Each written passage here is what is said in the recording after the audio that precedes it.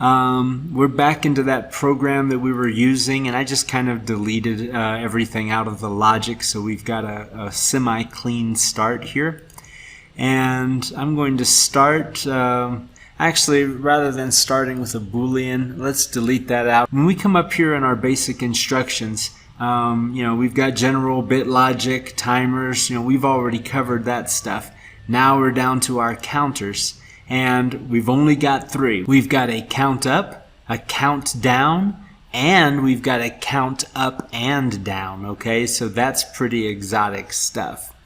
And I'm going to go ahead and bring these in here. So let's bring in a count up, and actually Control Z. I'm going to undo that because I would like to give it a little bit more, practical name. That's going to be CTU1. So count up 1. Down here on this next network, I'm going to give us a CTD1, count down 1, and then last is going to be our fun one, and that's our CTUD1. Okay, so we've got these three laid in here, and let's minimize our properties again. Okay, so what we've got is we've got the counter here, and it's counting what happens to the left on this count up. So something over here needs to tell us when to count up, meaning we need conditions or a condition over here. So let's go ahead and bring that in. And same thing, we're going to need to know when to count down. And over here, we're going to need to know when to count up and when to count down. So we're going to put one of these on count up. We're going to put another one right here on count down. Okay, so now we've got the inputs going in here telling it when to count. What else do we have? We've got our reset here, okay? You see that R? We already know that R is a reset. And interestingly enough, on our count down, look at this. We have a load. That's interesting, and I'll explain why that is. So for now, let's go ahead and punch something into here. So for our reset, let's we're going to put a normally open contact on that. We're going to put one on this loadout right here. And we've also got a reset and a load on the count up, count down. So once again, we'll put a couple of normally open contacts there. And then on all of these, we have this preset value, okay? And that's looking for an int, and that's telling us, what is the value of this counter, okay? You see this Q, that's our output. That's where it's trying to do something. So I'm going to go ahead, and since we've got Qs on all of these, hey, that is not where I wanted that Q to go. I missed. Let's get rid of that. And down here we have a QU and a QD.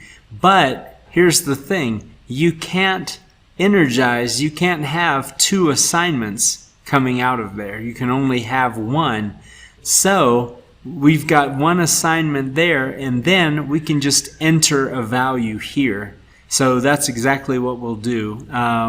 Whenever we'll go ahead and set those up now just so we don't forget. So this will be our CTU Q. This will be our CTD underscore Q. This will be our CTUD underscore QU.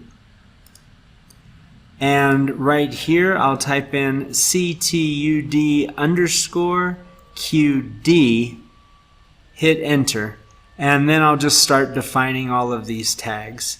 And I'm just going to go ahead and leave these as local because I don't really need to control them or anything. So I will just leave them exactly where they are. Define tag, that's going to be local temp, and I'm going to do that all the way up with these. Okay, so Then we've got a couple more pieces. We mentioned that PV, but we actually didn't set it, so what do we want our preset value to be? And I think 10 is a good number. I think 5 might be a better number, so let's go ahead and just put 5 on all of these. 5, 5, 5. Now we've got our CV, that's our counter value, and it's, if we want to keep track somewhere of what our count actually is, this is where we would set the tag to do it. So CTU underscore CV and CTD underscore CV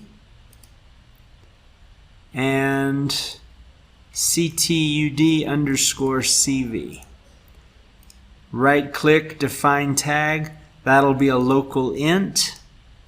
Define tag, local int, and we'll give it the same treatment up here. Now the last thing we've got here is we need our inputs for all of these timers. So I'm going to kind of use the same input for multiple of these. So for counting up, I'm going to use input 1, and since we're counting up down here, I'm going to use input 1 as well.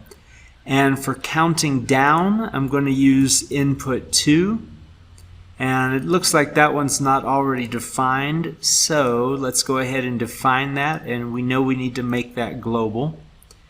And here we're counting down as well, so IN2. For our resets, we'll just call that reset and define that. We also know we want that to be global because that's something we're going to try to be controlling in the program. So let's copy that reset, paste it in here, and then for our load, we'll just go ahead and type load. We want that one to be global as well. Copy it and paste it there. Okay, so that should be it. We should have something that will compile and load onto our PLC, and we've kind of got an idea of what all of this stuff does.